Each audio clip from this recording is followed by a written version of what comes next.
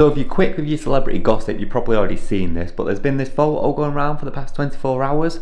It's of Donald Trump and Jeffrey Epstein at a 1999 Victoria's Secret fashion show, which, by the way, isn't news. I just thought I would jump on here and give my 2 cents on it. As a Brit, watching you Americans crumble from across the sea, I thought I'd give my opinion. Hence, the casualness of this video and this wackadoodle hair, because I've got nothing in it, so it's just all fluffy. But my opinion, once again, as a Brit, is that this ain't really news, because the photo, it's not even like it's the clearest photo ever, and I thought this was like the first photo. So when I googled it to try and get some more information, and I googled Donald Trump and Jeffrey Epstein, loads of photos came up. These two have been pictured so much together, and I'm not saying because they're pictured together there's something wrong with that. I understand that these 1%ers, these super rich and the super wealthy, are going to run into each other, right?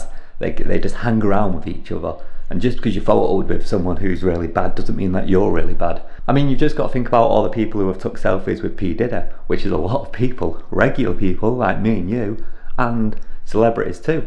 That looks really bad for them now. All this P. Diddy stuff is coming out, right? It doesn't look great. What I find more peculiar about this is that Donald Trump has came out before and he said that he barely knew the guy. He's met him, he's been in the same room with him, but he barely knows the guy.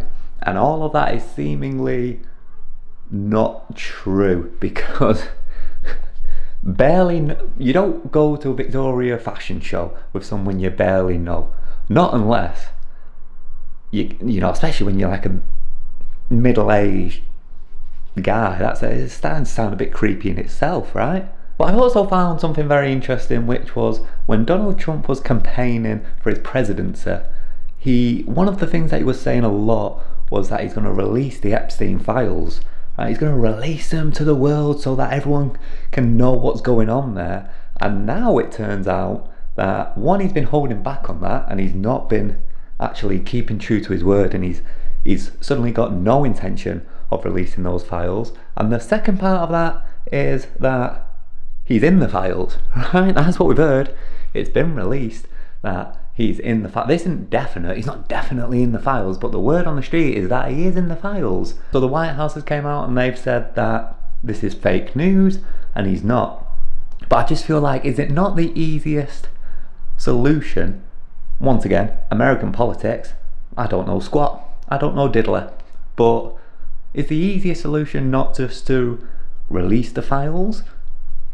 If Donald Trump has got the power to do that, can he not just do that, and then it proves his innocence, and then people start believing him on more of the other things, like, well, he said he wanted in the files, and he wanted in the files.